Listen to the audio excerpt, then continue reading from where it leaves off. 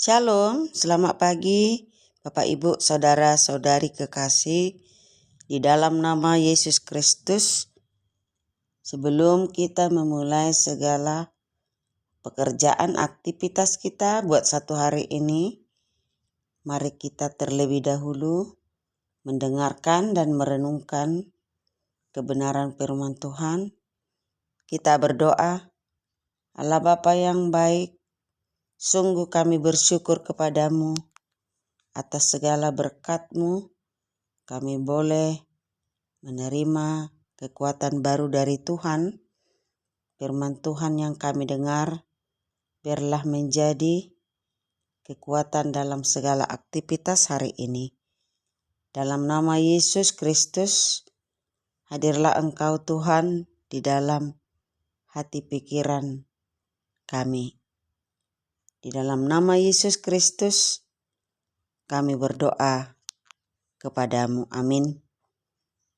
Ayat renungan kita di hari Kamis tanggal 25 Juni 2026 yang tertulis dalam kitab Nahum 1 ayat 15. Lihatlah di atas gunung-gunung berjalan orang yang membawa berita, yang mengabarkan berita damai sejahtera.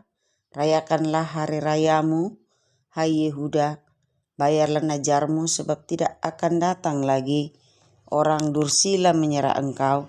Ia telah dilenyapkan sama sekali. Demikian firman Tuhan. Saudara-saudari kekasih, pernahkah kita mengalami hati yang lelah, perjalanan hidup yang begitu berat, menekan, masalah silih berganti, beratnya keadaan hidup kita?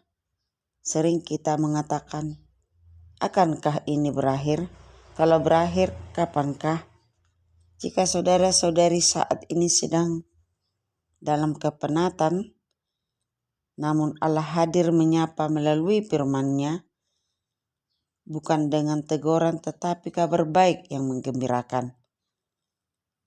Bayangkan saudara, apabila ada seorang utusan berlari dari puncak gunung ke puncak gunung yang lain. Napasnya tersengal tetapi matanya berbinar. Tangannya melambai ke arah kota sambil meneriakkan, damai sejahtera, kabar baik. Gunung dalam Alkitab sering melambangkan kesulitan dan rintangan. Namun justru di atas gunung, kabar damai sejahtera diumumkan. Berita sukacita Tuhan mampu melampaui segala kesulitan hidup kita. Tidak ada gunung masalah yang terlalu tinggi untuk dijangkau oleh kasih Allah.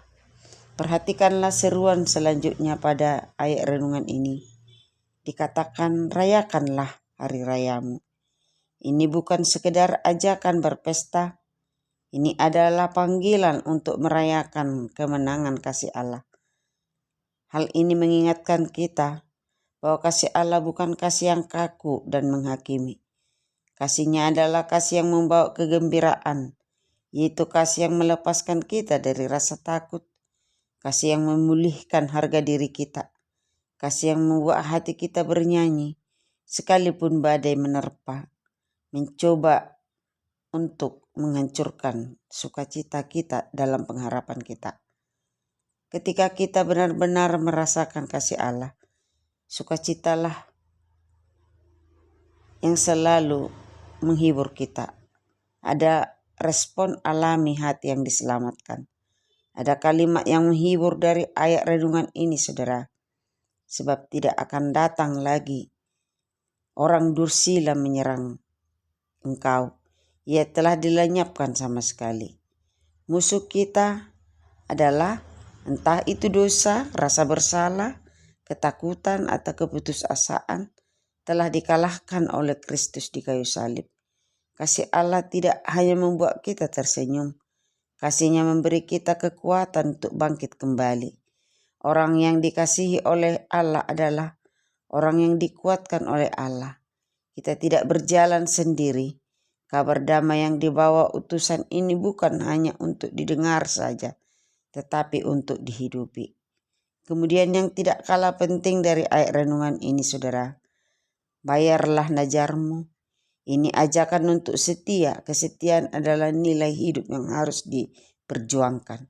Karena kita sudah menerima kasih yang begitu besar, sehingga sudah selayaknya kita membalas dengan kesetiaan, dengan setia dalam doa, setia dalam pelayanan, dan setia dalam mengasihi sesama.